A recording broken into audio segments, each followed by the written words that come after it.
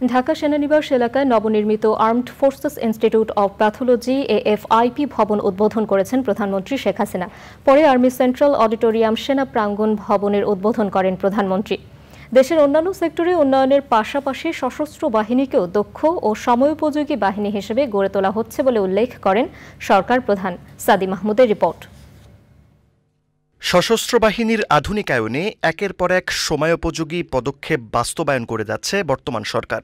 এরই ধারাবাহিকতায় ঢাকা সেনানিবাস এলাকায় সশস্ত্র বাহিনীর সদস্য ও তাদের পরিবার সহ জনসাধারণের উন্নত চিকিৎসা সেবা নিশ্চিত করার লক্ষ্যে নির্মাণ করা হয়েছে armed forces institute of pathology বিভাগের নতুন ভবন। রোববার সকাল 10:15টার দিকে প্রধানমন্ত্রী শেখ হাসিনা ভবনটির উদ্বোধন করেন। উদ্বোধন শেষে প্যাথোলজি ভবন ঘুরে দেখেন সরকার প্রধান। সে সময় তার সাথে ছিলেন স্বাস্থ্যমন্ত্রী ডাক্তার সামন্তলাল সেন। প্যাথোলজি কার্যক্রমের বিষয়ে শেখ হাসিনাকে অবহিত করেন সেনাপ্রধান SM শফিউদ্দিন আহমেদ। পরে আর্মি সেন্ট্রাল অডিটোরিয়াম সেনা প্রাঙ্গণ ভবনের উদ্বোধন করেন প্রধানমন্ত্রী।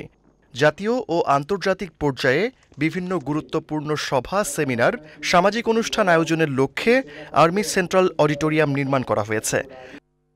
উদ্বোধন শেষে প্রধানমন্ত্রী সেনাবাহিনীর দরবার অনুষ্ঠানে যোগ দেন।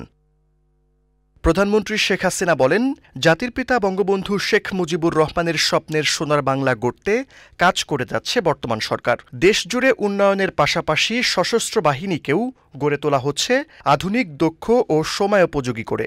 সকল ক্ষেত্রে উন্নয়নের ধারাবাহিকতা অব্যাহত থাকবে বলেও উল্লেখ করেন সরকার প্রধান। সাদি মাহমুদ, চ্যানেল আই, ঢাকা।